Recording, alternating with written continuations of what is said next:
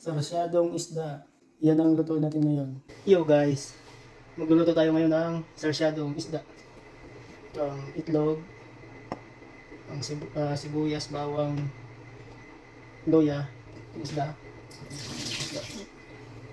Binili namin sa Chinese store ng isda. So maghiwa tayo ng sibuyas. Baka umiyak ako sa sibuyas. Balat ng luya. Niluluto tayo ngayon kasi wala si misis eh. Live-in siya sa kanyang trabaho. Walang magluluto. Kaya tayo muna magluluto. Hirap talaga magbawas ng balat. So galing ako sa trabaho ngayon. Doon sa paggawa ng cake. Medyo magaan naman ang trabaho. Minsan may mahirap, minsan may magaan lang.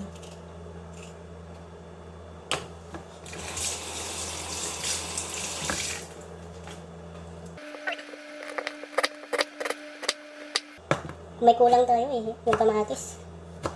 Walang kamatis. Bibili lang ako sa susunod pagtangin. Kulang yung rekado natin.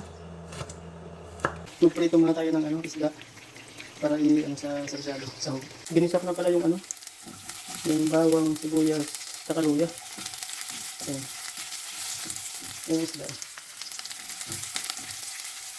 Ilagay ko na pala yung isda. Ayan. Iyan na lang natin. Saluhin tapos lalagyan ng tubig. Pakuluan. Tapos lalagyan ng itlog. Ayan. Nilagyan ko na ng tubig.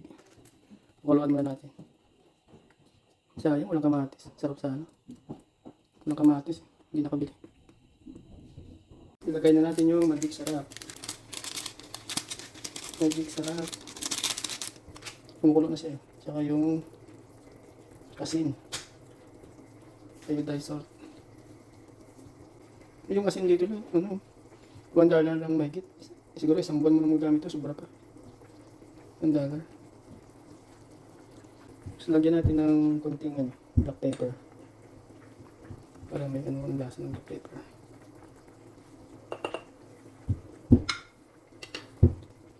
Ayan, hintayin lang natin kumulo pa. Lagyan pala natin ng sili. Para may anghang. Para hindi nakasuya. Ayan. Ayan, kumukulo-kulo na. Lagyan na natin ng itlog. Ayan. Isahaluin natin. Dalawang itlog. Ayan. Tapos haluin.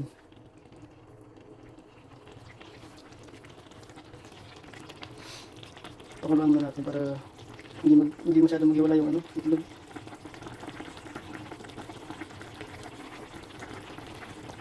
Ayan.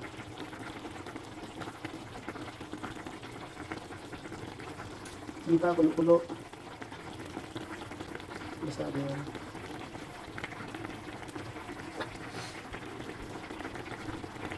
Huwag na natin masyadong haluin yung itlog. Kasi pag durug-durug pangit, hindi mo makain. At ito na ang ating sarsyadong isda na walang kamatis. Ayan. Sarap sana kung may kamatis, hindi mo na miss sana ito. Ayan.